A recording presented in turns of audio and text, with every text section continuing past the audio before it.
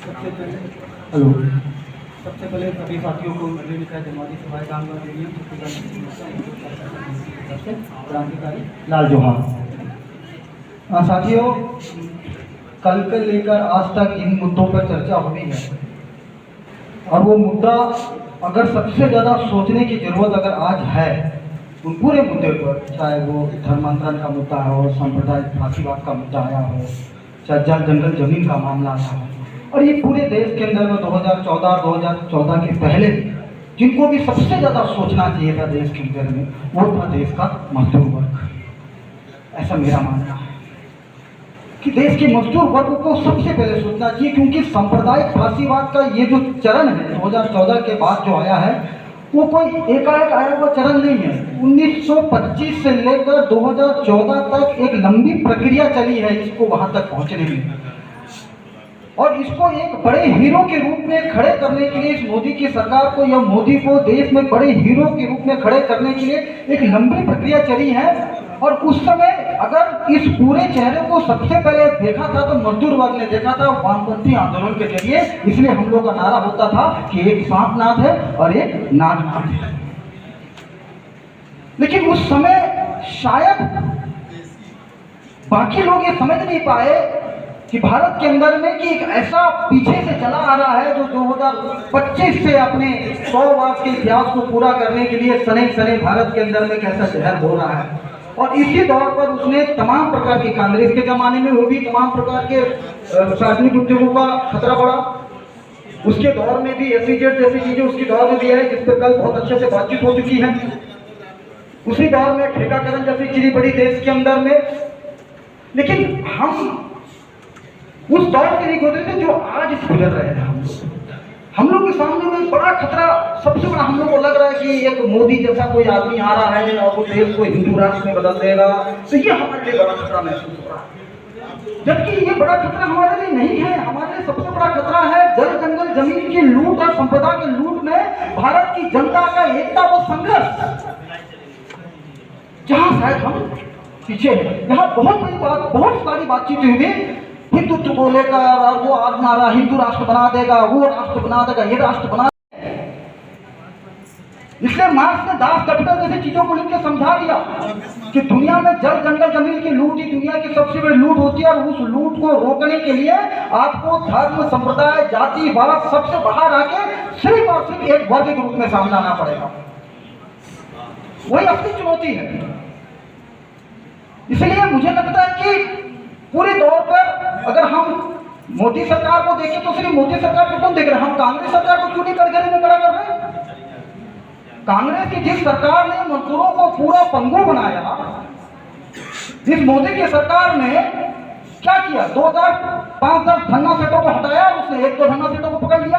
लड़ाई वही है, लड़ाई में कोई परिवर्तन नहीं हो रहा, मजदूर वर्ग में कोई परिवर्तन नहीं हो रहा। एक बड़ा परिवर्तन हुआ कि सार्वजनिक उद्योग के मजदूर कम होते गए और वहां पर ठेका मजदूर बढ़ते गए। तो सबसे बड़ा खतरा पैदा हुआ देश के अंदर में। और आज उससे आगे बढ़कर हमने और 2 कैटेगरी बना दिया, एक संविदा, दूसरा मानदेय जैसा चीजें, अनियमित कामगार, प्लेसमेंट कामगार, जिनको तमाम सूबों से बाहर कर रहे हैं। छत्तीसगढ़ सरकार वही कर रही है, छत्तीसगढ़ उससे अछूता नहीं है। हम जिनके बीच काम करते हैं वो समाज का सबसे डाउन सोचेड वर्कर है, जिसको हम लोग बोलते हैं सफाई का मजदूर। जातिवाद का दर्द पूरे भारत के अंदर में अगर सबसे ज्यादा कोई झेलता है, जिसके ऊपर ये हमला है जातिवाद का, वो सफाई का मजदूर जो ड्रेनेज में उतरता है, जो सर को मल पे लेकर चलता है।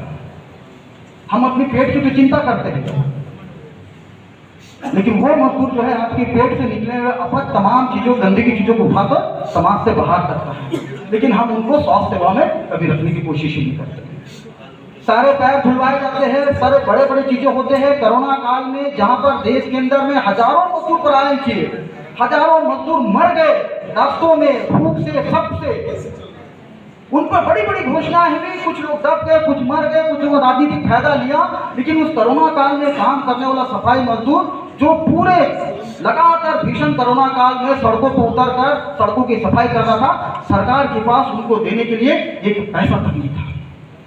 चाहे वो केंद्र की सरकार रही हो, चाहे वो राज्य की सरकार रही हो, वो मरे हुए लाशों को उठा कर जला रहा था, लेकिन सरकार के पास में उनको देने के लिए कुछ भी नहीं था।